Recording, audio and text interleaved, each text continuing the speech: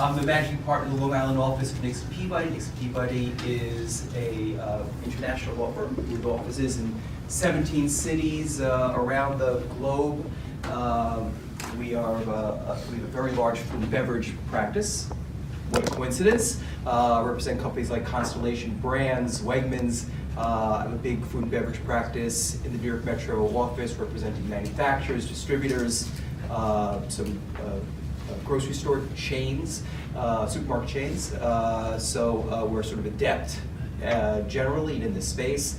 I'm a business lawyer, which means I practice happy law, right? No litigation. I'm in the business of litigation prevention. So if you want to start a business, grow a business, finance a business, sell a business, especially for a lot of money, I'm your guy. So, and there is no small business in this room, in this space, that I would not have the pleasure of spending some time with you, just so I could talk about ways in which you might need some help. And I think that maybe some of the folks in this room could attest to that. We're very invested in the food and beverage, Long Island ecosystem. We feel like that's a bit of a social contract. We want to give, we want to help grow it. So anybody in this room wants to spend some time with me should not at any time feel reluctant to do so.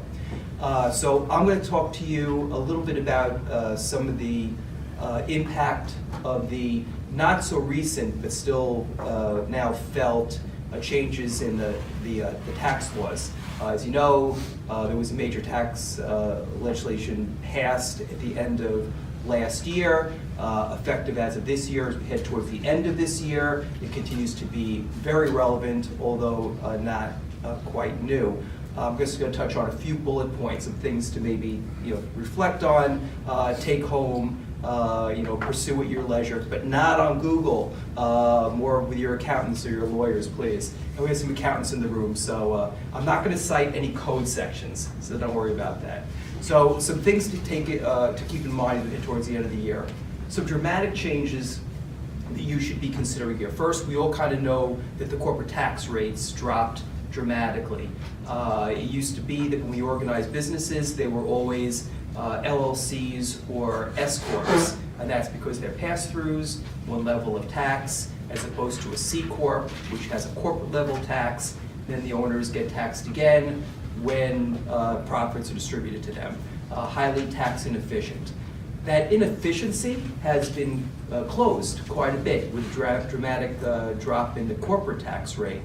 It's still, in most cases, most tax efficient to be a flow-through, an LLC or an S-Corp, but less so now.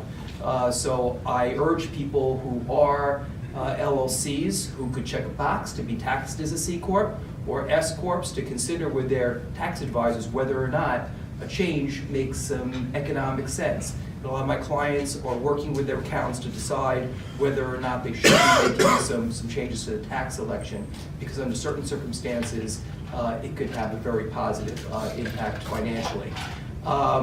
Related to that, and this has really been a game changer, some of the capital expenditures that could have been made in the past can now be deducted in the year in which they're made. So we have clients that are, have some profit and are looking to spend money on, capital improvements, buying real estate, perhaps the real estate on which they do business. They might rent, now they can own, and they can, in a sense, shelter, if that's the right word, but I think it's probably colloquially the right word, the income this year by spending capital on things that were deductible, but they are now. So you can buy the property on which you do business. You can't buy a boat. You can buy me a boat. That's okay.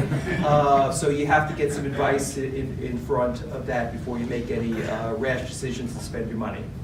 A couple more things. We had seen an influx, especially in the food and beverage industry, of larger companies setting up funds and making investments in even startup companies. It used to be, come back to me when you're worth $50 million and then I'll do a deal and buy you.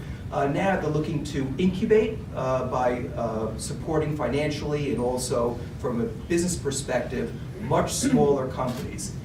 Now, if you put that together with a reduction in the tax rates, these corporations, they're all C Corps, have more money to spend. So it further fuels the interest in investing in early stage startup companies. At the same time, foreign money has been coming into the United States for years. It's not something that's new, but with changes in the law, there is money for US corporations that was sitting overseas, was going to be taxed if it was brought back into the United States. That has been not eliminated, but minimized. So now US corporations have more money that they're able to bring in from overseas and invest in the US. Foreign companies too. Again, a lot of foreign investment in the United States for years, but now because of the lower interest rates, lower tax rates in the US, it's even more palatable, more interesting to invest in US corporations. So, you know, the way I like to describe it is that the Tax Act blew some more air into the bubble. It's still a bubble, but it has gotten bigger, and I think that it creates many advantages for many of the people in the room who have you know, small or growing or not so small businesses to take advantage of the influx in capital to the economy. Second to healthcare, I think only, is the food and beverage industry on Long Island. It's an area of great excitement and growth, and I think it's going to attract a lot of investment in 2019. So we should all be a part of that, and we'll need a bigger room. So thank you all for listening to me. It's again a pleasure to speak in front of you. And help yourself to a bagels, eat mud. There's some left in the corner. Support, and look forward to seeing you again real soon. Thank you very much.